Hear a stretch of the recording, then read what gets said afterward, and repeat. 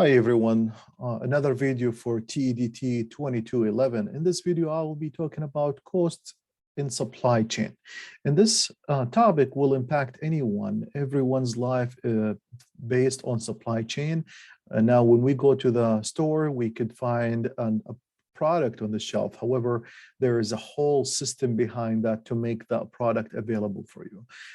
Whether you are in operations management, engineering technology, or applied management or construction management, this topic is important because you need to be able to manage the cost for buying the material. So eventually what you want to do for your project is to buy the material to make your project, to build your project. And then what you need to do, you need to be able to manage the cost related to buying these products, these raw material, and storing them as well. So this is why it's important. So let's go ahead and start with the supply chain. The supply chain, what is supply chain management? It's a system that make a product or service available to the customer. So again, when you go to the store, you will find a product on the shelf, but this is not, it's not happening just because you could find it there. There are a whole system of suppliers, manufacturers, distributors. They forecasted the demand for the customer to make sure that these products are available to the customers on the shelf. So the supply chain activities include transforming a new raw material into product or services. So bringing the raw material from the supplier and add value to it, which is basically processing these raw material to make sure that there's a complete product, a finished product that customer could buy. Supply chain activities cover everything from product development, starting from the design itself, sourcing, where we can get the material from, production, the process of production itself, or developing a project, logistics, the transportation, moving these raw material from one place to another, and information system. Also, the technology is important because we have to deal with the information, a lot of information in your project. So we need to look into information system that could be used to manage the information related to the project. So coordinating all these activities, managing all these activities called the supply chain management. So if you are able to manage these activities, which is, that's the ultimate goal, is meeting your need, meeting your customer needs on a specific time with the quality that described for you as by the customer. So if you look into this chart on the right side, you will see that there are different flows for in a supply chain. One is the physical flow, which is coming from the supplier. You take the raw material, you start producing it, and then transport to the distribution, and then you transport it to the customer. So that would be the physical flow. However, there's also the information flow where customers send their requests, send their orders to the distributor, basically, and the distributor will send it to the production, and then the production will send it to the supplier. So that would be the information flow going from the right to the left versus the physical flow going from the left to the right. So these are the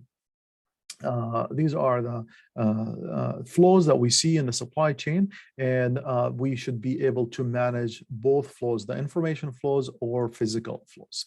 Now let's talk about the cost. What type of cost we see in the supply chain? The first cost we will see, it's a procurement cost, which is basically the process. Procurement is the process of buying raw materials, supplies, product, or services to support our main function in our organization.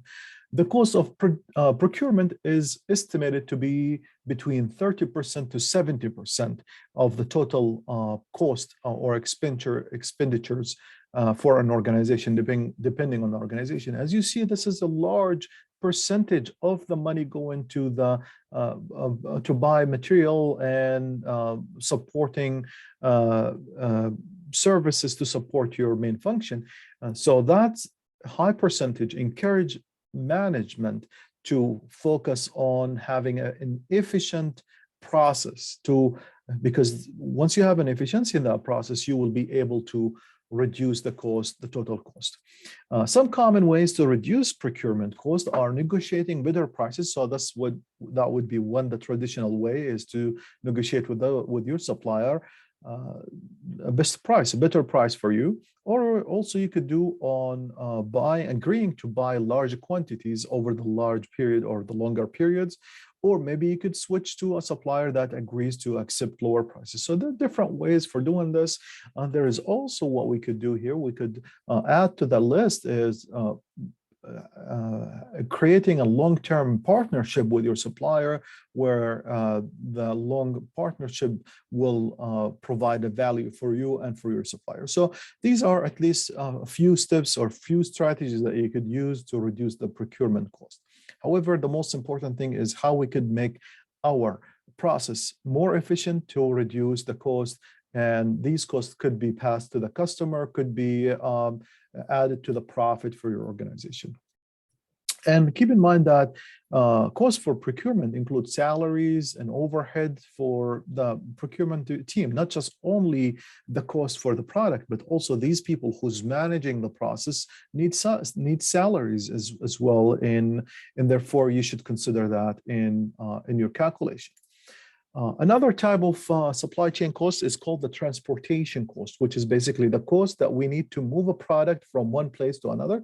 Again, this could be applied to, construction or engineering or any field as well. But we're saying a product, that means the raw material or the material from one place to another in the organization. And when we consider the transportation, we look into different ways. There are so many ways for doing it, whether using the air transportation or use the traditional transportation, or maybe different ways as well, like the using of the third-party logistics, where you contract with organization to do the transportation for you, etc. So there are so many ways for doing it, but I want to highlight something, that a faster transportation can be expensive. However, but you could use that in order to save some money on the cost of inventory. So now imagine that you paying extra money to get the raw material on time because you don't have a warehouse, you don't have any place to store it. Otherwise, if you order it from another supplier, which might get you the material earlier,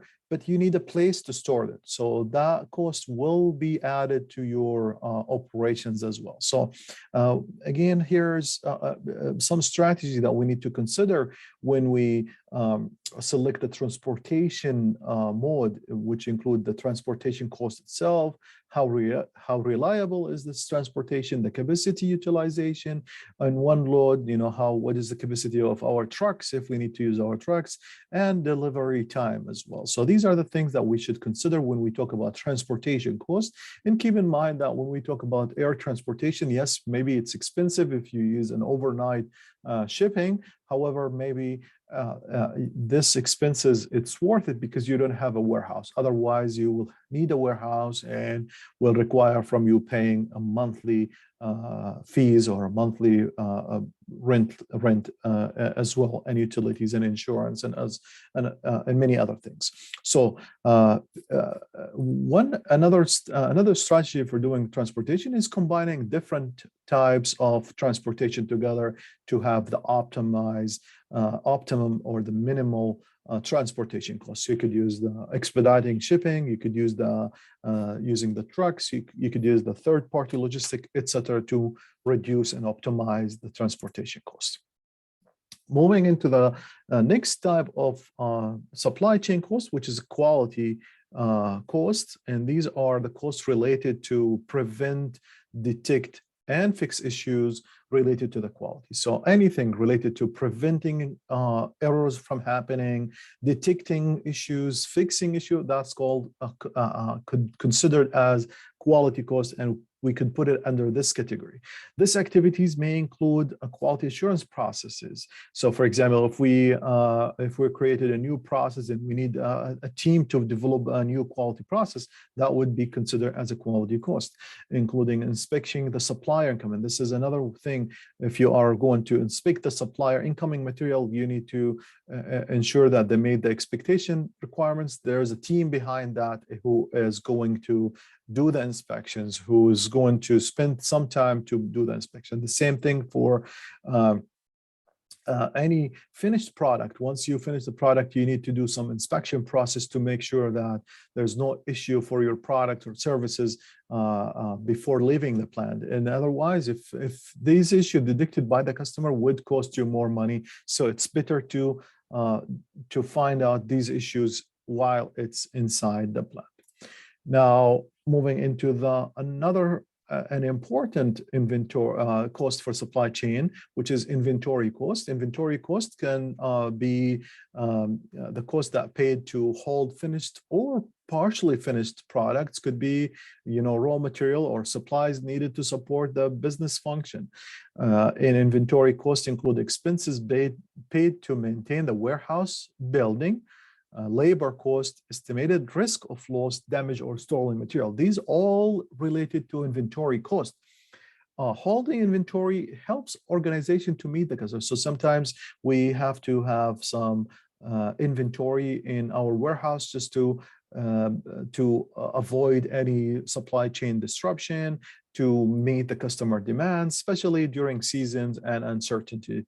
During COVID, for example, there are a lot of companies, they run out of product because they thought that the supply chain is stable, and eventually they found that they're not because of the pandemic. So there are different types of inventory cost. These could be raw material, work in progress, finished products, return products, or in transit product, and maintenance, repair, and operational supplies. So if we look into this chart here, you could find that these the raw material. So these are raw material. These are the inventory cost. Work in progress, that's also cost for inventory. Finished product, there's an inventory cost related to the warehouse also here. And so as long as you have the product is considered as a inventory cost. And keep in mind that there are also maintenance and repair supplies that are needed, also part of the inventory cost. So inventory cost can be divided into three main categories: ordering cost, carrying cost, and stock out cost. And these are for the first one is the item cost. Of course, this is where you have to pay for the item. Carrying cost, which basically the cost of holding inventory in the warehouse. That's include the capital. Cost of capital, money invested in inventory. These basically money are not available to be used for another opportunity. So this is basically a cost you need to make sure. So for example, if you have a $1,000, whether you invested in these products or you put it on a saving account that pays 10% per month, for example. So that would be called a cost of capital. Storage cost includes cost of space, workers, and equipment. Risk costs, including the expired, stolen, lost, or damaged product. Number three, ordering costs. These are expenses associated with placing orders, such as setup or tear down cost. Purchasing order costs. Sometimes when you have to do the preparation for the course, you have to pay for that. Sometimes you need people to follow up, expediting, receiving, maybe authorizing payment, and accounting. So these are the things that related to the purchasing cost. Lost capacity cost taken to set up is lost productive time output. So basically what I'm saying here, if you need to somebody to do a setup time, so that employee, instead of working on a regular job and finish and accomplish their task, their energy put into different something else, and therefore this is considered as a lost capacity cost. The fourth one is the stock out cost, which is basically the back orders, loss of sales, and possible loss of customers. So what is the stock out cost? Basically, if a customer came to your store and did not find the product, that would be there should be some associated risk toward that, such as the lost sales, or maybe customers will go. So there could be an ascent. However, we're going to focus on these three types in our calculation: ordering cost of inventory, carrying cost of inventory, shortage or stock out cost. So next, what we're going to do, we're going to talk about the details and how we could calculate the cost of inventory using these three equations, but that's going to be for another video. So I'll see you there in another video.